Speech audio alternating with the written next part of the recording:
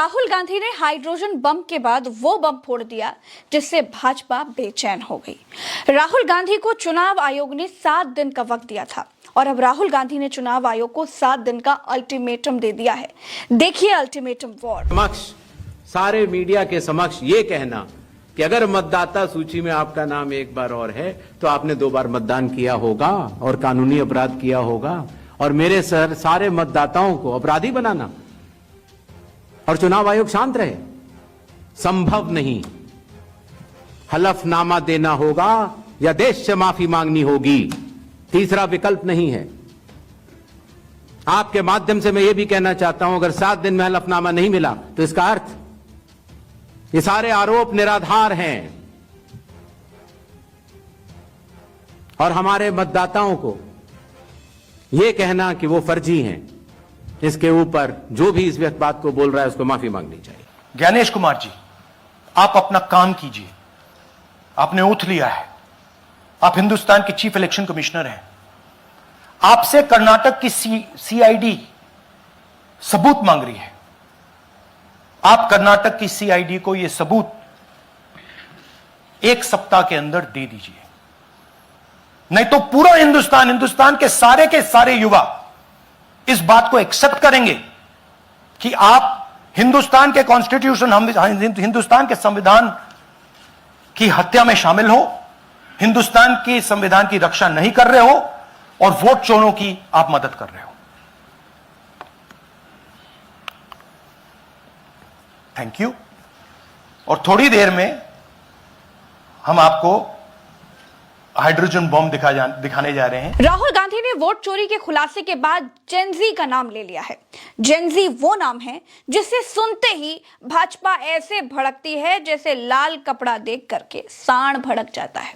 Gen Z का मतलब है 18 से 28 साल की युवा आबादी। लेकिन जब से 18 से 28 साल की युवा आबादी ने नेपाल में तख्ता पलट किया है, तब से भाजपा को इस युवा वर्ग से कुछ डर लगने लगा है।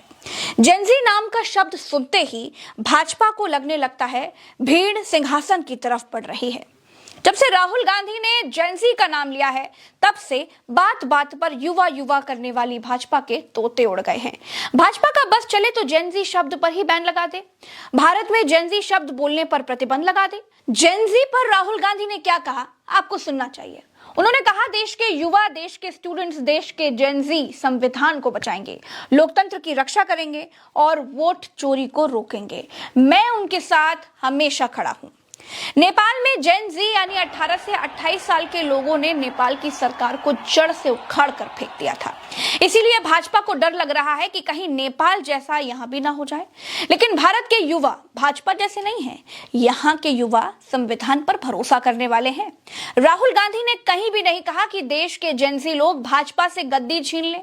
राहुल गांधी ने कहा कि देश के जेनजी संविधान को बचाएंगे। ऐसा लग रहा है जैसे भाजपा ये मान ही बैठी है कि वो ही संविधान खत्म कर रही है और देश के युवाओं का भाजपा से ही संघर्ष होगा। दोस्तों, गद्दी की लालसा में जकड़े हुए राजा को, सिंहासन के लालची राजा को अपनी गद्दी के आगे कुछ भी दिखाई नहीं देता है। जिन युवाओं के भरोसे वो सत्ता में आता है, उन्हीं युवाओं के किसी और देश के उदाहरण को अपने ऊपर सेट करके बैठ जाता है कि कहीं ऐसा ना हो जाए, वैसा ना हो जाए, क्या होगा अगर तख्ता पलट हो जाएगा।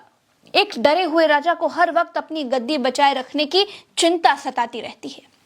ऐसे ही हाल भाजपा का है, जो कल तक युवा शक्ति की आरती उतारते उतारते घूम रहे थे, आज वो जेनजी का नाम सुनते ही भड़के हुए सांड की तरह नाक फुला रहे हैं। तो फिलहाल मेरे साथ इस वीडियो में इतना ही। चलते हैं। राम राम दुआ सलाम, जय हिंद।